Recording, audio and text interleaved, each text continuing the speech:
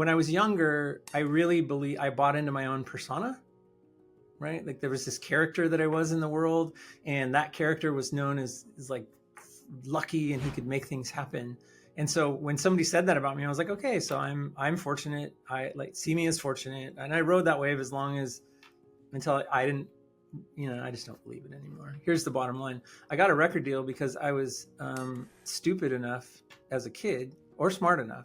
My father told me once, if you're going to be in that rock band, then you do something every single day to make sure somebody knows that rock band exists. So I would get up in the morning and write, I would draw a picture of the band logo and tape it in the front window of the house so when people drove by, they could see it. And then when I moved out and got my own apartment, I said to the general telephone company that my name was the name of the band, so it would be in the phone book. Every waking hour, I did something to move the needle that eventually moved the needle. Now, I'm not going to say that you need to go do those things to make it happen, but nothing about that has changed in me since the very beginning. So is it luck, or was I just doing a lot of things to be at the intersection of opportunity when it arose, right? You've also had to make some very strategic decisions along the way. We talked about niching down. Here's an interesting piece of information. So I was doing plastic surgeons, med spas, some dentists, and some lawyers when Firm Media was about 7 years old. It's 17 years old now, right? It was about 7 years old. And I played in a band with a guy who moved to Denver who was doing IT for an oral surgeon in Denver.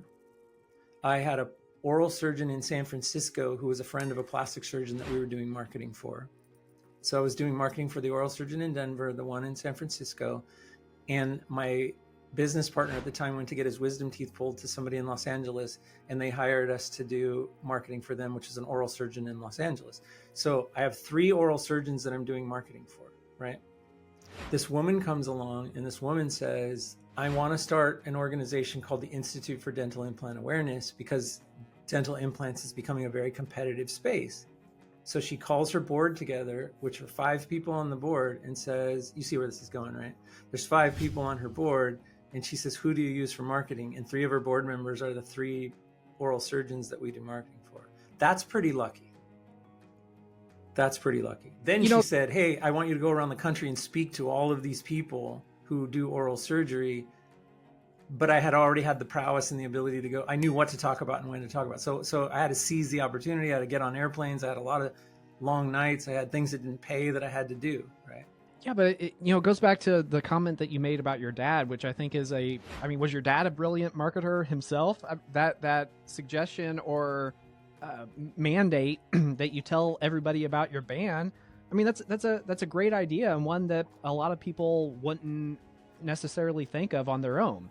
As it relates to how you got some of those clients, I know you told those folks what you were doing. I know you told other folks what you were doing as well, specifically as it relates to oral surgery and whatnot. And so here's another example that I could make the argument that lesson that your dad instilled in you about letting people know what you're doing benefited you at Firm Media because, like I said, I'm sure you were out there telling everybody what Firm Media was trying to do.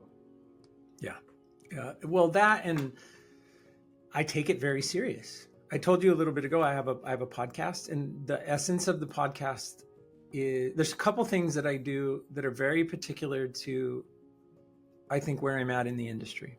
We're a predominant agency in the specialty medical space. So plastic surgeons, oral surgeons, have gone over that, right? For instance, a little while back, I was afforded the opportunity to write for Agency Life and Agency Marketing for Forbes magazine, right? So I start writing. I have a couple PR people here at the office, and they're like, you need to be more general about what you're writing about, right? Like, we want you to write in a way that's like so more Forbes readers will be interested in it. And I said, no, I'm not going to do that. I do specialty medical marketing. I'm going to talk about my experiences in specialty medical marketing. I'm going to write to my clients in Forbes. My mantra is be unapologetically yourself and know when something works for you and does not work for you. And if it works for you, then you're on the right path. So I live my whole life by that. And when I got to that point in life, I realized that was the most courageous thing that I've ever done. And I've done some pretty courageous things, but at all costs, I'm unapologetically myself. When someone says to me, write about something that is more general so you'll appeal to more people, and I think, No, I'm writing to my clients in Forbes. And what ended up happening was my clients read that stuff. And then just last week, I got an email from the largest med spa organization in the country saying, we read your article in Forbes. Can we push it out to all of our clients? 1,000 med spas nationally. Of course, I'm going to let you do that, right? I don't know that is, sure, maybe it takes a little bit of courage, but also I think it takes marketing savvy, if you will, because I think you can make an argument that you should have gone broad so that it would reach more people. And again, not to help Forbes, but to help yourself. However, you had the foresight to know that that general article isn't going to help anybody or any of your potential clients. And for that reason, you needed to keep the message tight.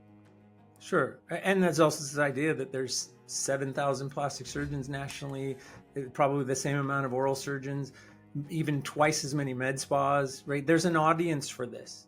There's an audience for what I'm talking about.